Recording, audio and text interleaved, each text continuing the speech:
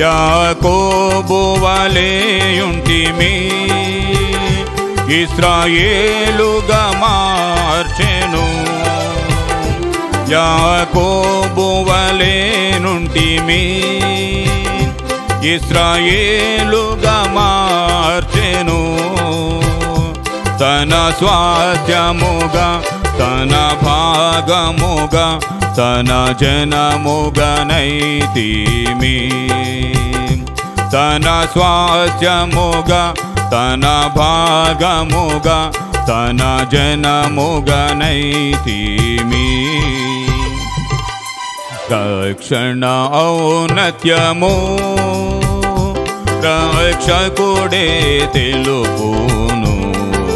పర్వత శిఖర శ్రేణుల వలెనే నిశ్చలమైనది.